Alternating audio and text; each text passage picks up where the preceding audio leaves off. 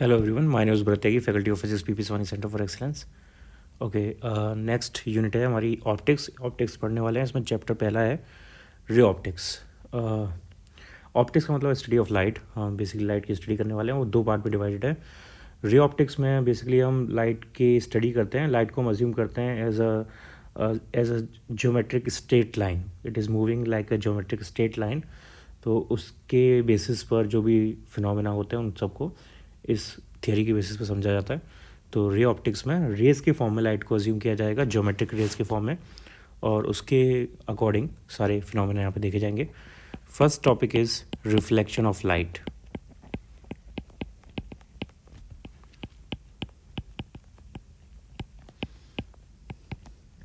Reflection of light. So reflection of light happens when a light ray, एक word है beam, एक word होता है रे और एक होता है बीम। बीम का रे का मतलब है सिंगल स्ट्रेट लाइन, एक सिंगल लाइन लाइट की जा रही है, और बीम का मतलब है it is a bundle of rays, bundle of multiple light rays, तो उसको हम बीम बोलते हैं। तो दोनों वर्ड यूज़ हो सकते हैं डिफरेंट डिफरेंट पर्सपेक्टिव के लिए। यहाँ पर मेनली रे यूज़ होगा। Okay, so reflection of light, we can define it like this. When a light ray strikes a surface and bounces back in the same medium,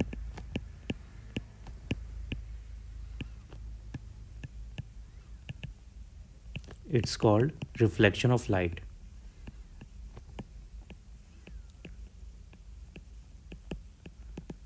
It's called reflection of light, and reflection of light has two rules.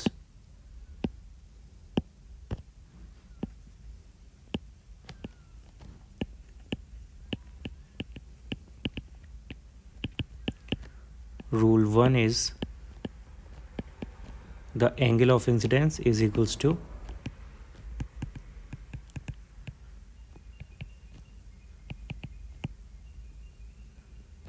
angle of reflection.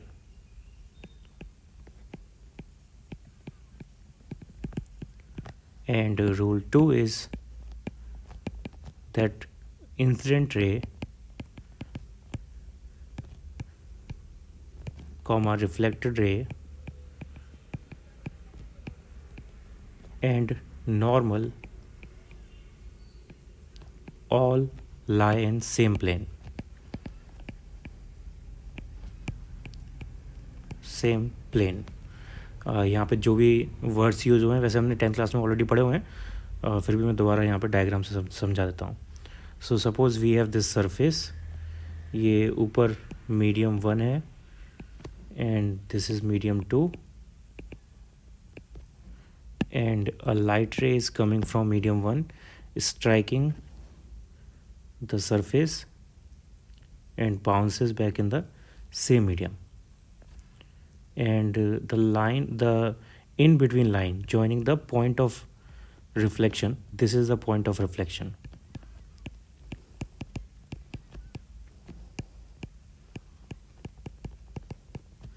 And this transition line, we will call this interface between the mediums. A light is coming from here and going this direction, so this ray will be called incident ray, and this is reflected ray. And the incident ray, the angle that incident ray makes with normal, this is normal, means perpendicular line, it is perpendicular to the plane, interface plane. So the angle incident ray makes with normal is incident angle, and the angle reflected ray makes with normal is called reflection angle. Both will be same in case of reflection. So this is reflection.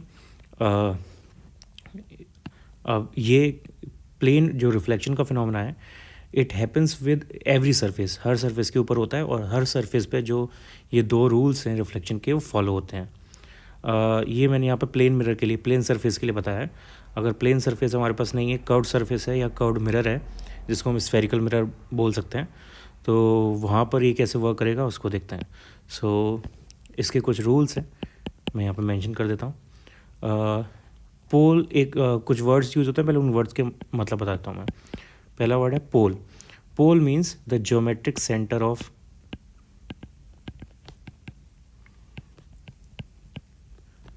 spherical mirror.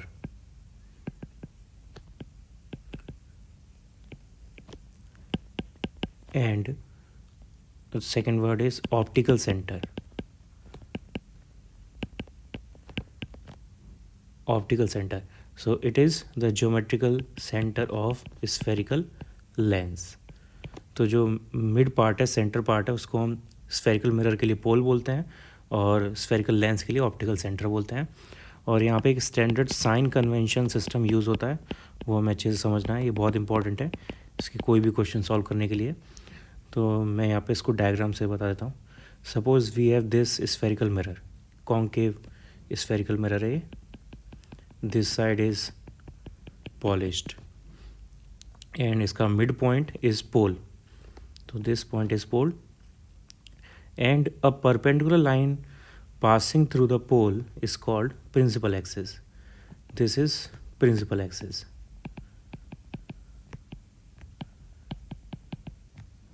Okay, and now principal axis पर कुछ important points होते हैं, जैसे एक होता है focus. Focus is the point where the parallel lines coincide.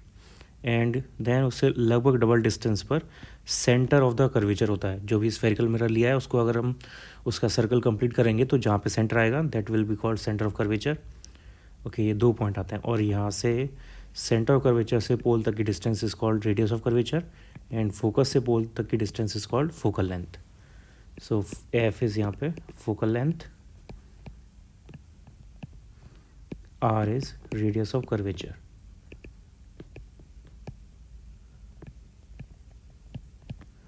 Okay, and F is focus point, yeah, simply focus, and C is center of curvature. Okay, now sign convention.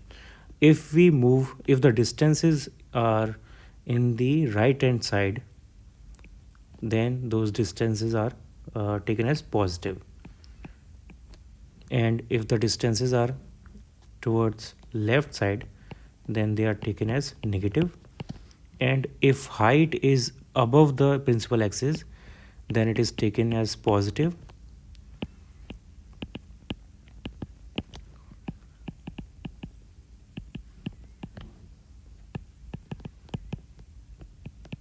and if height is below principal axis, then it is taken as negative. तो ये basically sign convention है। Right hand side का meaning positive, left hand side का meaning negative, upward positive, downward negative, ये sign convention है। इसको मैं पूरे चैप्टर में हर जगह पे यूज़ करना है रे ऑप्टिक्स के अंदर। Okay, next point focus. यहाँ पे जो फोकल लेंथ है उसको हम कैसे डिफाइन करेंगे वो देखते हैं। Next is focal length of spherical mirror.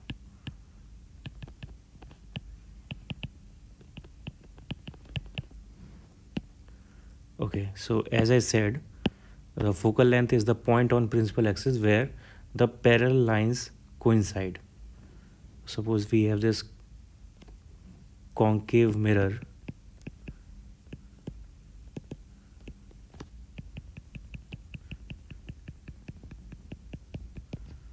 okay, and this is the principal axis, this is pole, and suppose we have two parallel lines coming like this, parallel rays coming like this.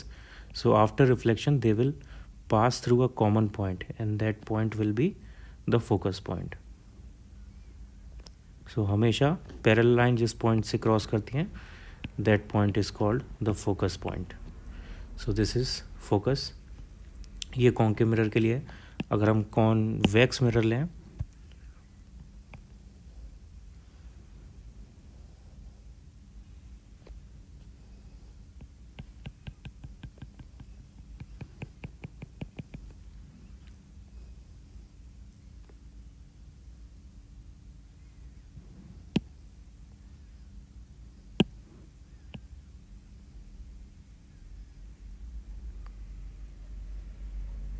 Okay, this is convex mirror.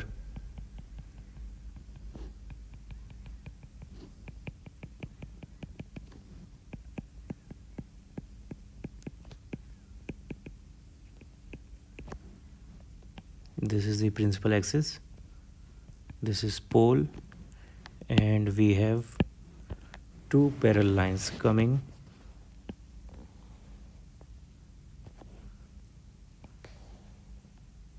So after reflection they will diverge like this.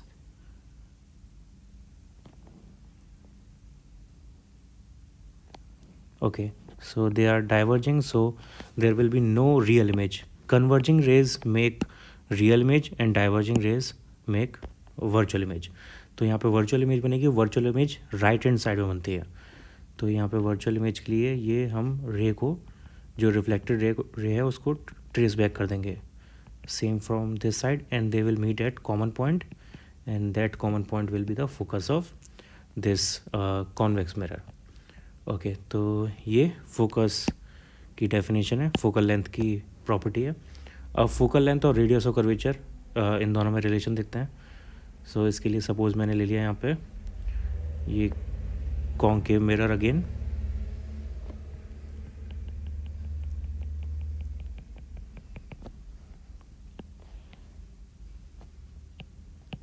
pole. Okay, now suppose a parallel ray is coming and it will pass through the focus. Of course, this is focus and center of curvature is here. Okay, तो center of curvature से हम mirror पर कोई भी line अगर draw करेंगे it will B perpendicular always. तो और सपोज़ यहाँ पे ये रे इस तरफ से आई तो ये एंगल ऑफ इंसिडेंस है, और रिफ्लेक्शन के लॉ से हम जानते हैं कि angle of reflection, angle of incidence and angle of reflection दोनों सेम होते हैं. तो ये भी एंगल थीटा होगा, इसका मतलब ये भी एंगल थीटा होना चाहिए. ओके, और अगर ये दोनों एंगल थीटा हैं तो ये वाला एंगल 180 माइनस 2 थीटा होगा, यानी ये वाला एंगल 2 थीटा होगा. ठीक है. And if mirror is the size of mirror is assume to be very small. If mirror is small then हम एम पी जो साइड है इसको हम ऑलमोस्ट स्ट्रेट लाइन ले सकते हैं. तो यहाँ से ये हमें सारे एंगल्स मिल गए. यहाँ से हम टेन थीटा निकालेंगे, टेन थीटा आएगा M P divided by C P, and tan two theta आएगा M P divided by F P. And since mirror is very small hence theta is also very small, and if theta is very small then tan theta is equals to theta, and tan 2 theta equals to हो जाएगा 2 theta. ये दोनों values यहाँ पे place कर देते हैं तो ये हो गया theta equals to M P upon C P. C P का मतलब है radius of curvature, equation number 1, and this is 2 theta M P divide by F P. F P means F. Equation number 2, दोनों का divide कर देते हैं. Theta upon 2 theta equals to M P divided by R divide by M P divide by F. So ये F upon are, so R is equals to 2 into F. तो for a small curvature mirror, spherical mirror, दोनों में जो radius of curvature और focal length में 2 और 1 का relation होता है. Radius of curvature is twice the focal length. Okay, next topic, the mirror formula और mirror equation.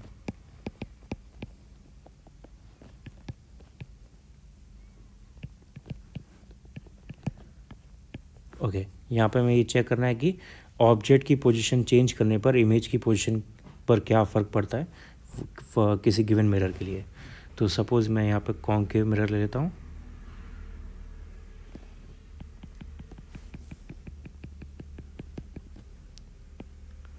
Principal axis, okay, and suppose we have an object. Object को ऐसे arrow की तरह शो किया जाता है. एरो का हेड जो है वो ऑब्जेक्ट का हेड है, और उसका एक जो बेस होता है उसको हमेशा प्रिंसिपल एक्सिस पर रखा जाता है जनरली. तो A is the head of object and B is the base of object या टेल ऑफ ऑब्जेक्ट. सो ये है यहाँ पे ऑब्जेक्ट. ओके, अब ऑब्जेक्ट की इमेज बनाने के लिए हम ऑब्जेक्ट की रे लेंगे, ऑब्जेक्ट के हेड और टेल से रे लेंगे और इसको क्रॉस कराएंगे। जहाँ पे वो क्रॉस होगा वहाँ पर हमारे पास इमेज का हेड बनेगा। Okay,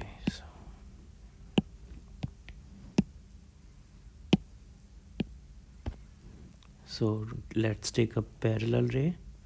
It will pass through the focus like this. Okay, एक और रे चाहिए अपने को, तो सपोज इसके लिए हम ले लेते हैं यहाँ पे सेंटर ऑफ कर्वेचर से पास करने वाली रे।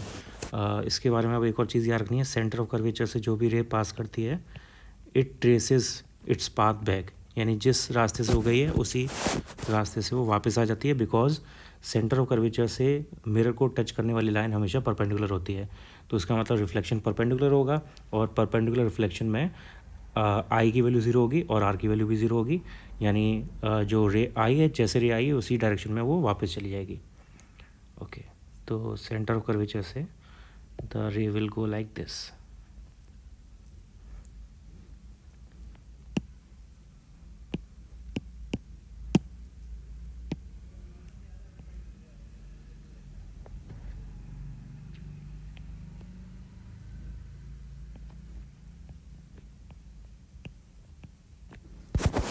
ओके, तो यहाँ पे ये दोनों रेज क्रॉस हो रही हैं, तो हेड जो इमेज का बनेगा it will be at this position. So this is the image. यहाँ पे ये A dash and this is B dash.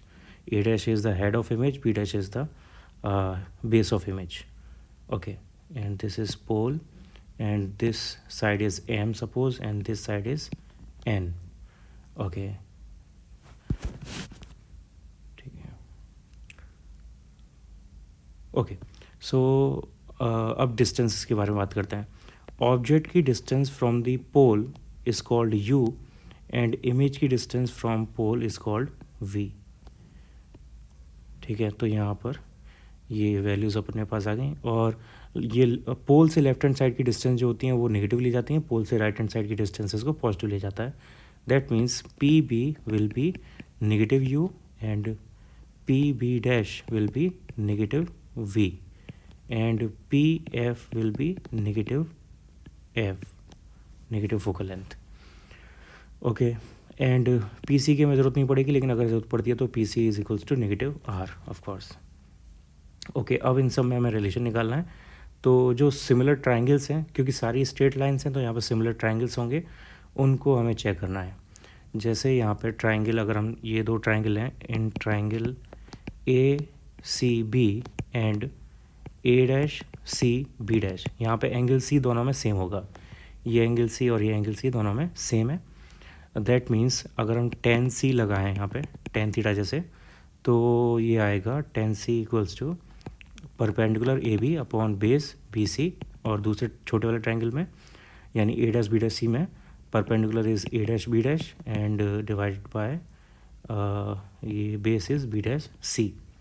Okay, एक इक्वेशन ये बन जाएगी हमारे पास। यहाँ से A B divide by A dash B dash को अलग कर लेते हैं, तो ये हो जाएगा B C divide by B dash C, equation number 2। Okay, अब दो ट्राइंगल्स और लेने हैं, उनको कंपेयर करना है। तो यहाँ पे हम बाकी दो ट्राइंगल ले सकते हैं, एक ऑब्जेक्ट से प्लेन का।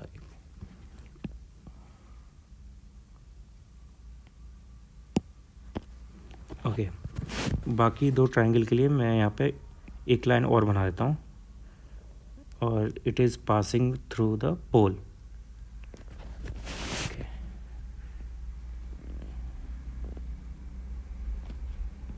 ठीक है, एक लाइन ये हो गई। तो यहाँ पर भी ये पी पोल पर जो दो एंगल बन रहे हैं ये दोनों भी सेम होंगे, तो यहाँ पर दो ट्राइंगल्स और ले सकते हैं हम, A P B and A dash P B dash. In triangle A P B and triangle A dash P B dash, तो यहाँ पर भी टेन थीटा टेन पी वाला एंगल अगर हम लें तो टेन पी इक्वल्स टू आएगा परपेंडिकुलर अपॉन बेस। बड़े वाले ट्राइंगल के लिए परपेंडिकुलर ए बी और बेस है पी बी, तो A B upon P B, और दूसरे इमेज वाले ट्राइंगल के लिए A dash B dash upon B dash P, A dash B dash upon B dash P, equation number 3। अब यहाँ से निकाल देते हैं again A B upon A dash B dash, ये आ जाएगा P B divide by B dash P, equation number 4।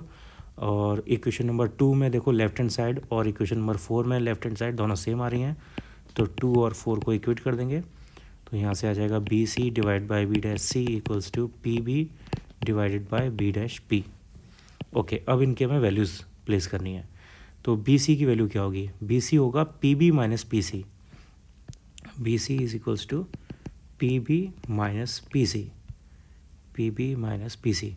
और पी बी क्या है यहाँ पे, पी बी है यहाँ पे ऑब्जेक्ट की distance which is minus U, and P C is center of curvature की distance which is minus R, तो माइनस माइनस प्लस हो गया are.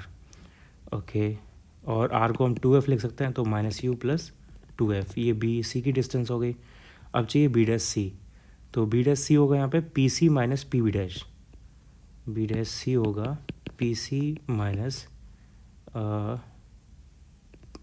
P C minus P B dash, P C minus P B dash. तो P C again ये negative R के equal है, negative R यानी negative 2f, और ये minus minus plus P B dash की वैल्यू नेगेटिव वी, तो ये प्लस वी हो गया।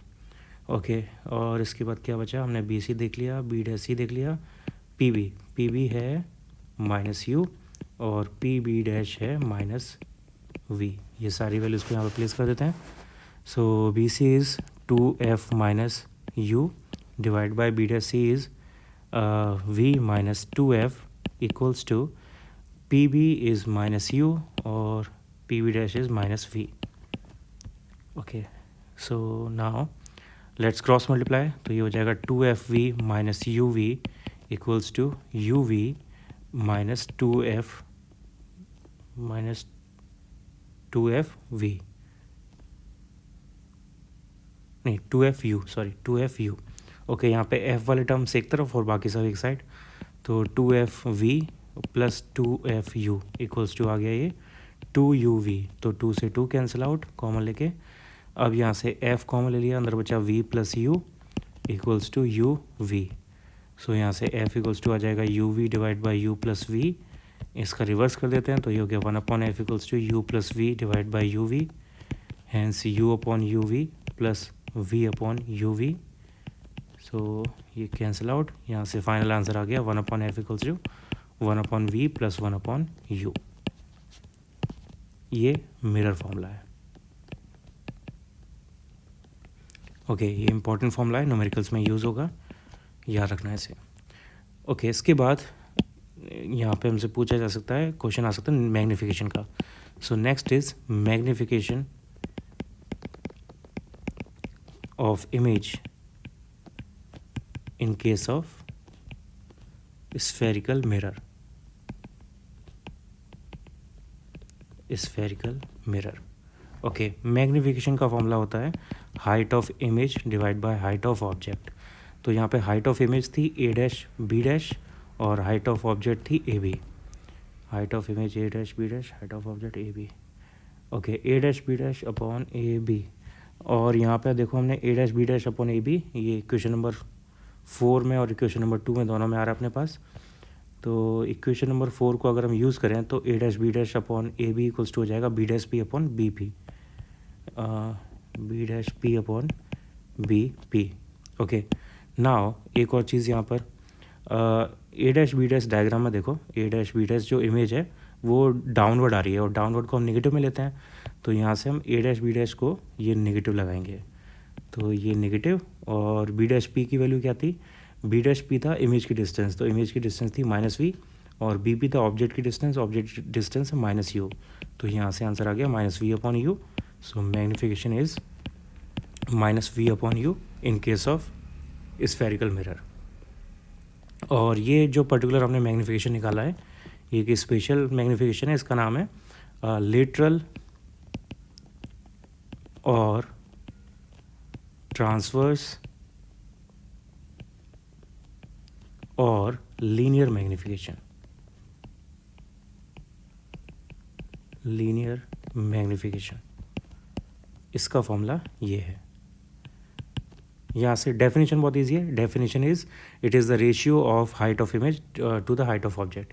ये इसका रिलेशन हो जाएगा. ओके, यहाँ से फिर अभी हम एम एफ वी और एम एफ यू का रिलेशन भी निकाल सकते हैं. उसके लिए हमें दो फॉर्मूले यूज़ करने पड़ेंगे बस. 1/f equals to 1/v plus 1/u and m equals to -v/u. इन दोनों को फॉर्मूलों को यूज़ करके हमारे पास एम एफ वी के टर्म में फॉर्मूला आ जाएगा एंड एम एफ यू के टर्म्स में फॉर्मूला आ जाएगा. तो मैं यहाँ पे कैलकुलेशन खुद करके देखना, ये हमने 10th क्लास में भी किया होता. सिंपल कैलकुलेशन है बस. वी की वैल्यू लगा के वी की वैल्यू यहाँ से निकाल के इसमें प्लेस कर देनी है एक बार, और एक बार यू की वैल्यू निकाल के इधर प्लेस कर देनी है. आंसर आ जाएगा. मैं यहाँ पे डायरेक्ट आंसर लिख दे रहा हूँ, इसकी कैलकुलेशन आप खुद करके देखना. सो एम एफ वी का सॉल्व करके आएगा answer M equals to F minus V upon F, और यू के लिए आएगा F upon F minus U. Okay, तो ये दोनों अभी फॉर्मूले न्यूमेरिकल में यूज़ हो सकते हैं, याद रखने हैं. Okay, now some important points about this topic. जैसे एक और टाइप का मैग्नीफिकेशन होता है, इसको हम बोलते हैं सुपरफिशियल और aerial magnification.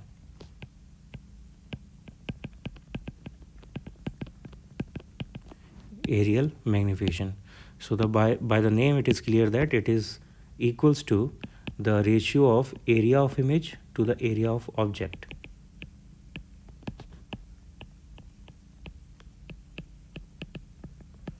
So for a square like body it will be v square divided by u square, and इसका मतलब हुआ v minus v upon u का square, and v upon u is minus m, तो ये हो जाएगा m square.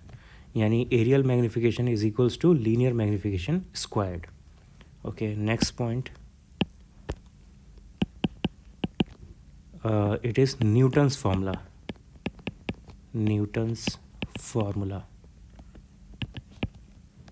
So in this if we assume that object is at x distance of object from focus is x and distance of image from focus is y, then f x y में क्या relation आना चाहिए ये अपने को देखना है. तो इस केस में u की वैल्यू आ जाएगी f plus x and v की वैल्यू आ जाएगी f प्लस वाई, क्योंकि ऑब्वियसली f से x डिस्टेंस पर ऑब्जेक्ट है तो टोटल डिस्टेंस पोल से हो गई f प्लस एक्स, और f से y डिस्टेंस पर इमेज है तो टोटल डिस्टेंस पोल से हो गई f प्लस वाई. नाउ यहाँ पे मिरर फॉर्मूला यूज़ कर लेते हैं. मिरर फॉर्मूले के according 1/f equals to 1/v plus 1/u. सारी वैल्यूज यहाँ पे प्लेस कर देते हैं. 1/f इक्वल्स टू ये हो गया 1/f plus y plus 1/f plus x. इसका यहाँ से एलसीएम ले लिया. सो अपने पास ऊपर आ जाएगा यहाँ से 2f plus x plus y. Okay, cross multiplication 2f square plus x y plus y x f plus y f equals to f square plus f x plus f y plus x y. तो f x से f x cancel out, f y से f y cancel out. यहाँ से आ गया f square equals to x y. ये Newton's formula है, important है न्यूमेरिकल्स के लिए स्पेसिफिकली याद रखना है. F square equals to x y, इससे डायरेक्ट आंसर आ जाएगा. Okay, next. अब मैं यहाँ पर डिफरेंट केसेस के लिए स्फेरिकल मिरर्स के लिए रे डायग्राम्स बना रहा हूँ. अगर ऑब्जेक्ट डिफरेंट पोजीशंस पे तो उनके रे डायग्राम्स कहाँ पर कैसे बनेंगे वो हमें इसमें देखना है. So it is location, size and nature of image formed by spherical mirrors.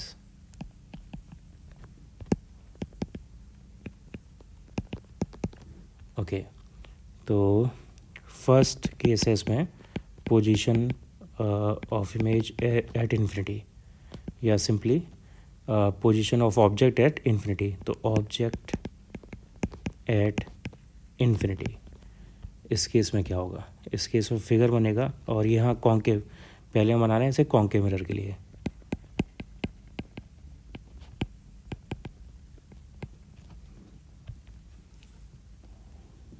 Okay, तो इन्फिनिटी का और फोकस का डायरेक्ट कनेक्शन होता है, ये याद रखना। इन्फिनिटी के लिए हमेशा फोकस आएगा। तो ऑब्जेक्ट अगर इन्फिनिटी पर है तो इमेज फोकस पे बनेगी, और अगर ऑब्जेक्ट फोकस पर है तो इमेज इन्फिनिटी पे बनेगी।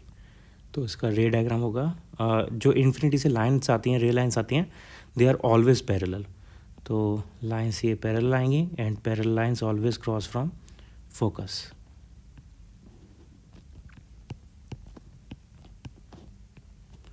एंड जो भी चीज़ इन्फिनिटी पर है उसका साइज़ बहुत बड़ा होता है, और जो भी चीज़ फोकस पर है, चाहे इमेज हो चाहे ऑब्जेक्ट हो, उसका साइज़ बहुत छोटा होता है। तो अब यहाँ पे इसकी प्रॉपर्टीज़ क्या होंगी वो लिख देते हैं। Properties are image, first point, image will be at focus. Second, extremely diminished size.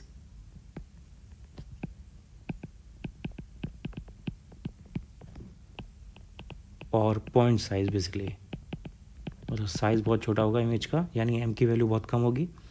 And third one, यहाँ पे इमेज होगी रियल और इन्वर्टेड,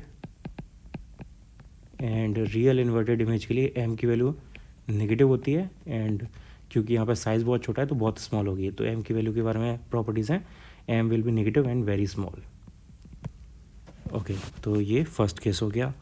अब ऑब्जेक्ट की पोजीशन को चेंज करते हैं। ऑब्जेक्ट नाउ इज एट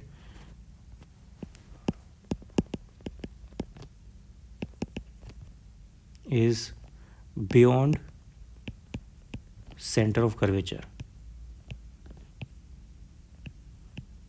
यानी ऑब्जेक्ट जो है वो इन्फिनिटी और सेंटर ऑफ कर्वेचर से के मिडिल में कहीं पर है, यानी सेंटर ऑफ कर्वेचर से थोड़ा दूर पर है।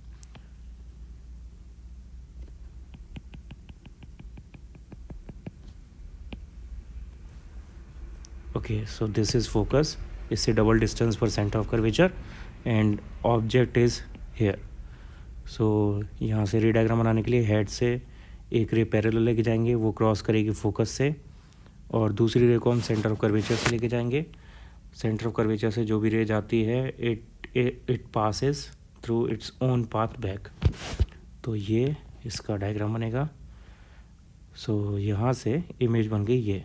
तो clearly image is inverted real, और रियल वर्चुअल का मतलब ये है कि लेफ्ट हैंड सेम साइड में इमेज बन रही है तो वो रियल है, अगर अपोजिट साइड में बन रही है तो वर्चुअल है। तो इमेज रियल है और इन्वर्टेड है, साइज़ छोटा है यानी डिमिनिश्ड है, और तो एम की वैल्यू नेगेटिव होगी। ये सारी प्रॉपर्टीज़ हमें पता है। ओके, तो सारी प्रॉपर्टीज़ यहाँ पे लिख देते हैं, ये ऑब्जेक्ट, ये image. So first property, image will form between center of curvature and focus. Second, it will be diminished, not very much but diminished. Third point, in real and inverted.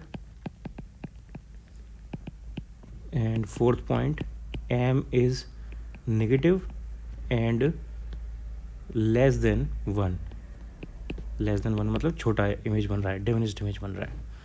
Third case, अब object को थोड़ा और पास लेके आते हैं पोल के, तो इसका मतलब अब ये सेंटर ऑफ कर्वेचर पर रखेंगे ऑब्जेक्ट को। So now object is at C.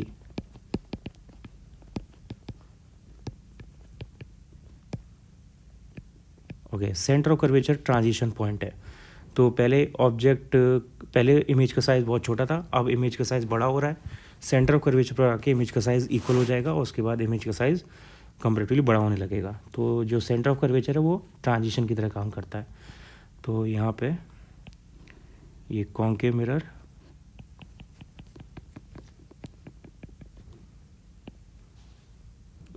And now image is eight centre of curvature, sorry object is eight centre of curvature, and this is focus. तो अब हमें ऑलरेडी पता है कि यहाँ पे इमेज जो है वो सेंटर ऑफ कर्वेचर पे बनेगी और साइज़ सेम होगा, तो image will be like this. तो फोकस से लाइन पास करके यहाँ पे मीट करेगी, और दूसरी लाइन को हम फोकस से पास कराएंगे, तो जो लाइन फोकस से जाती है वो पैरेलल हो जाती है टकराने के बाद, रिफ्लेक्शन के बाद। तो ये रे डायग्राम बनेगा इसका। सो this is object and this is image, this is focus. ये रे डायग्राम हो गया। तो यहाँ पे प्रॉपर्टीज़ है, image will be at centre of curvature यानी सेम पोजीशन। सेकंड, इमेज का साइज सेम होगा, same size. Third, real and inverted, real and inverted. And fourth, m की वैल्यू यहाँ पे एग्जैक्टली -1 होगी क्योंकि साइज सेम है और इन्वर्टेड है इसलिए negative. Okay, next fourth position है, अब इमेज, अब ऑब्जेक्ट को थोड़ा और पास में लेके आते हैं, यानी अब ये सेंटर ऑफ कर्वेचर और फोकस के बीच में होगी। अब ऑब्जेक्ट है between centre of curvature and focus. तो जो ऑब्जेक्ट की पोजीशन में चेंज आ रहा है उसका अपोजिट हो रहा है इमेज में। ऑब्जेक्ट जब दूर थी तो इमेज सबसे पास बनी थी फोकस पर, और जैसे जैसे ऑब्जेक्ट करीब आती जा रही है और जो इमेज है वो दूर जा रही है। सेंटर ऑफ कर्वेचर पर दोनों सेम पोजीशन पे आ गए हैं, तो अब सेंटर ऑफ कर्वेचर के बाद ऑब्जेक्ट पास आ जाएगी और जो इमेज है वो कंपेरेटिवली दूर चली जाएगी, और साइज़ भी अपोजिट हो जाएगा। पहले ऑब्जेक्ट का साइज़ बड़ा था, इमेज का साइज़ छोटा था, अब इमेज का साइज़ बड़ा हो जाएगा, ऑब्जेक्ट का साइज़ छोटा हो जाएगा। तो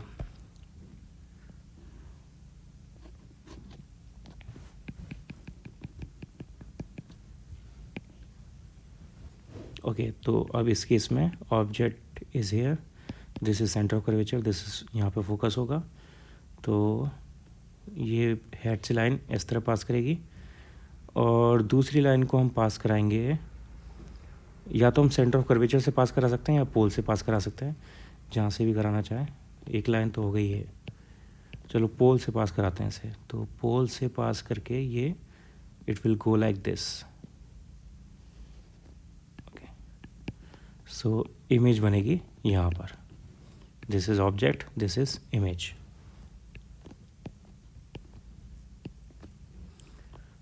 ओके, सो प्रॉपर्टीज इसकी क्या क्या है, image will be beyond C, यानी सी से दूर बनेगी, सेंटर ऑफ कर्वेचर से दूर बनेगी, यानी इन्फिनिटी और सेंटर ऑफ कर्वेचर के बीच में। साइज इसका बड़ा होगा यानी enlarged, enlarged size. Third is real and inverted.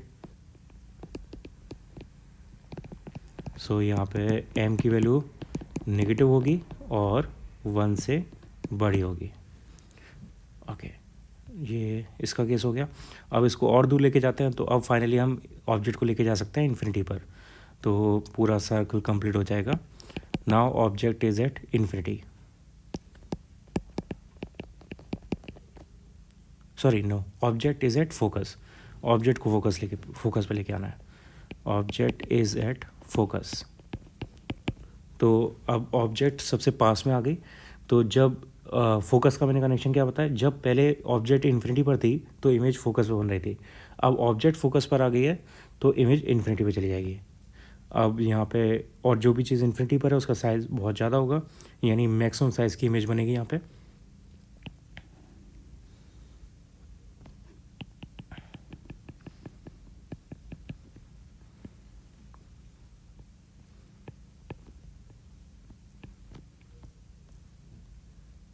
Okay, अब यहाँ पे दो केसेस हो सकते हैं। फोकस पे हमने लिया तो ऑब्जेक्ट का साइज़ हमें बहुत छोटा रखना होगा, तो वो क्लियर एक डायग्राम बन पाएगा।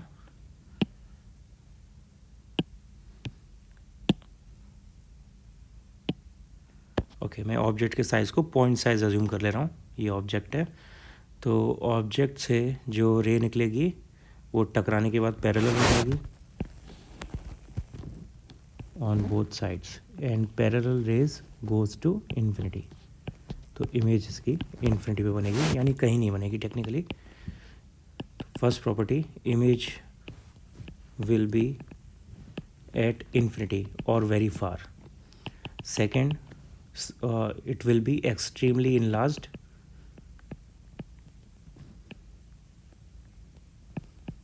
Third, real inverted.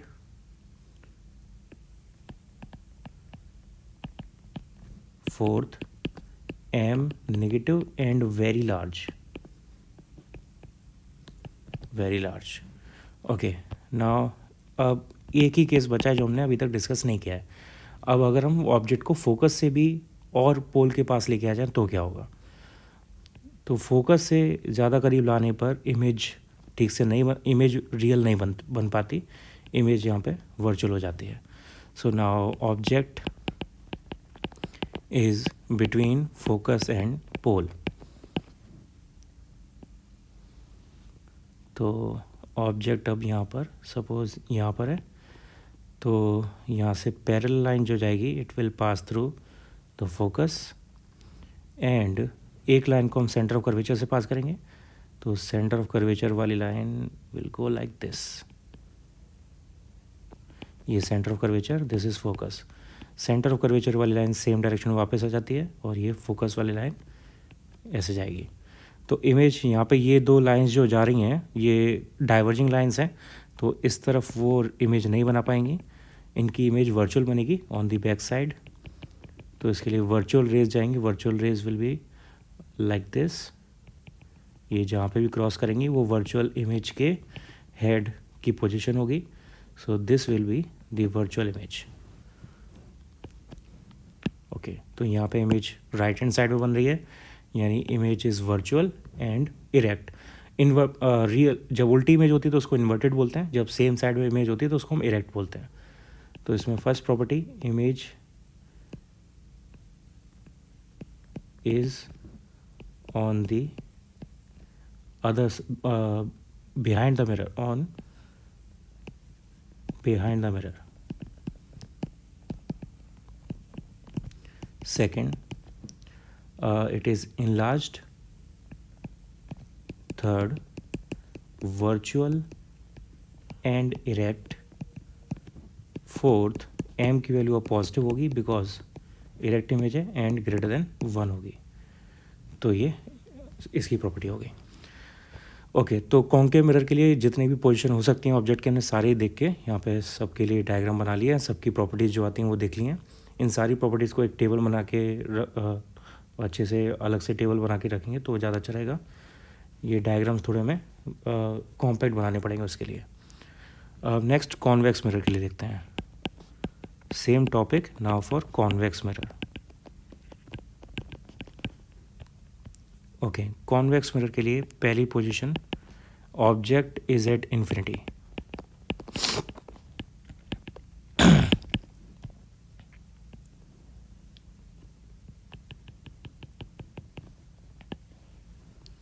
Okay, infinity से जब रेज आती हैं तो वो पैरेलल होती हैं, लेकिन वो आपस में पैरेलल होती हैं ये कंडीशन है। वो प्रिंसिपल एक्सिस के साथ पैरेलल होंगी या नहीं होंगी ये कोई ज़रूरी कंडीशन नहीं है। तो अभी हमने पहले जब कॉन्केव मिरर के लिए डायग्राम बनाया था तो हमने उसमें रेज जो है प्रिंसिपल एक्सिस के पैरेलल ली थी। यहाँ पे हम प्रिंसिपल एक्सिस के नॉन पैरेलल लेके देखते हैं उनसे डायग्राम कैसे बनेगा। तो सपोज़ यहाँ पे इस साइड में इसका सेंटर ऑफ कर्वेचर है और ये फोकस है, तो एक रे को हम अज्यूम करेंगे कि वो सेंटर ऑफ कर्वेचर की तरफ जा रही है एग्जैक्टली। तो जो सेंटर ऑफ कर्वेचर की तरफ जा रही होगी वो ऐसे वापस आ जाएगी और आगे उसकी वर्चुअल रे वो सेंटर ऑफ कर्वेचर से क्रॉस करेगी। और दूसरी रे को हम अज्यूम कर रहे हैं that it goes parallel after reflection. तो ये वो रे होगी जो कि फोकस से पास करने वाली है। ओके, तो ये यहाँ से फोकस से पास करेगी, ठीक है, और इसको क्रॉस करेंगे हम यहाँ से इस तरह से। तो ये क्रॉसिंग यहाँ पे होगी इमेज रे की, वर्चुअल रे की। तो जहाँ पे भी क्रॉसिंग हो रही है वहाँ पर इमेज बनेगी। और इन्फिनिटी पे ऑब्जेक्ट के लिए इमेज फोकस पे बनती है, तो हमें यहाँ से क्लियरली दिख रहा है दैट फोकस पर ही क्रॉसिंग हो रही है इसकी, तो इमेज भी यहाँ पे फोकस पे बनेगी। ओके, ये इसका डायग्राम हो गया। This is pole, this is image. Okay, properties, the image will be at focus.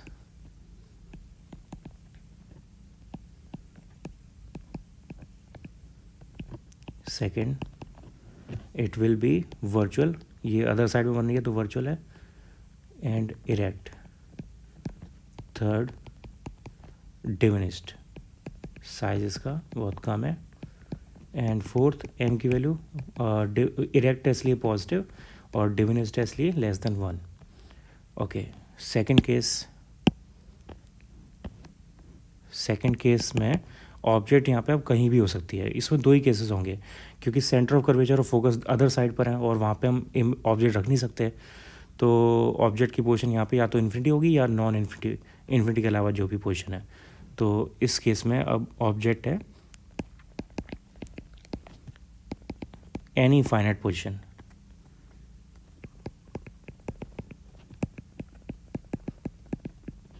between infinity and pole.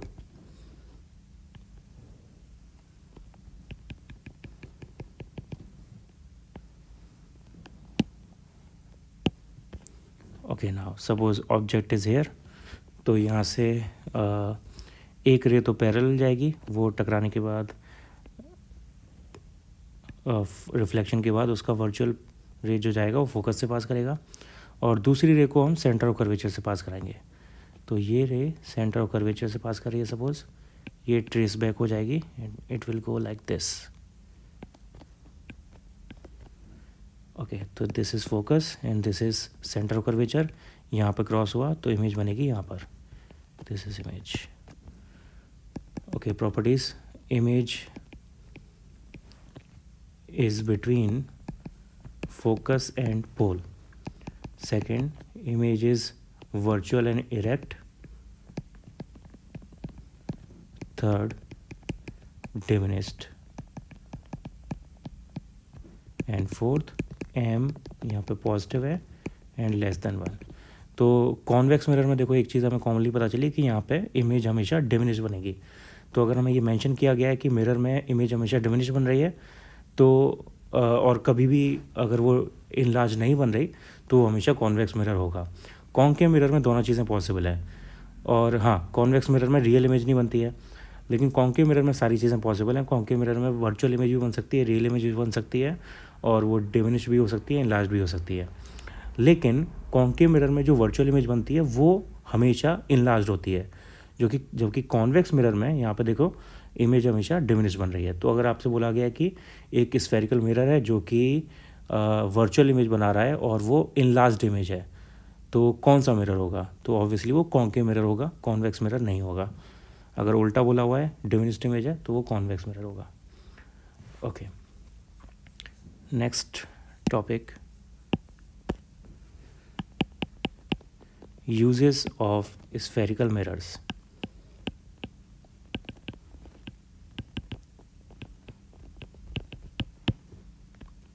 First, concave mirror.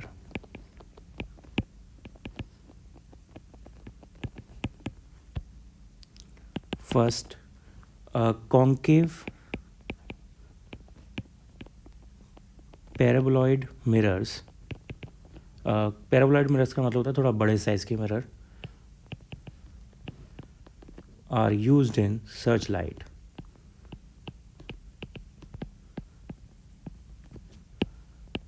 Searchlights, motor headlights,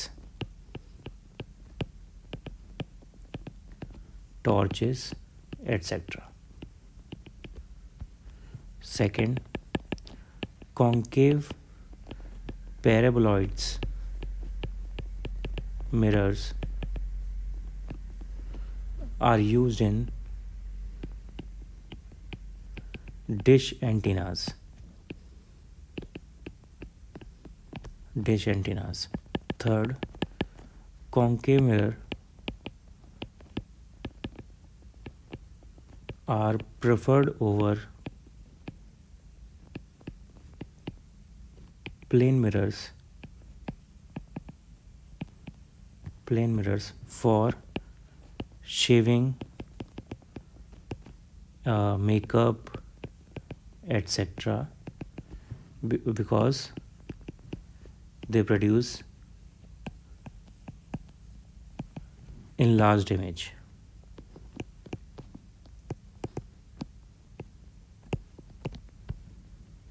Fourth, concave mirrors are also used in cinema projectors,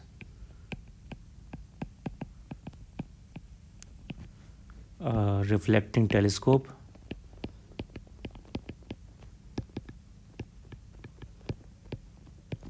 bye dentist एक equipment use करते हैं ophthalmoscope, वहाँ पे use किया जाता है इसे। और सेम चीज़ ENT स्पेशलिस्ट वही यूज़ करते हैं, उनके द्वारा भी यूज़ किया जाता है। And in solar cookers etcetera. Okay, now let's talk about convex mirror. Convex mirror के यूजेस लिमिटेड हैं। कॉन्केव मिरर कई जगह यूज़ होते हैं, बहुत सारे एप्लीकेशन हैं उसके, जैसे मैंने यहाँ पे मेंशन किए हैं, लेकिन कॉन्वेक्स मिरर के बहुत लिमिटेड यूज़ हैं। एक सबसे कॉमन यूज़ है रेयर व्यू मिरर की तरह, rear view mirrors in vehicles, क्योंकि इनसे एक लार्ज व्यू मिलता है, because they produce large view. Okay, second, these mirrors are also used as reflectors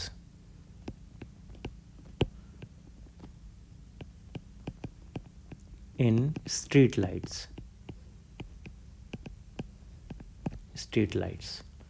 okay, तो ये इनके यूजेस हैं।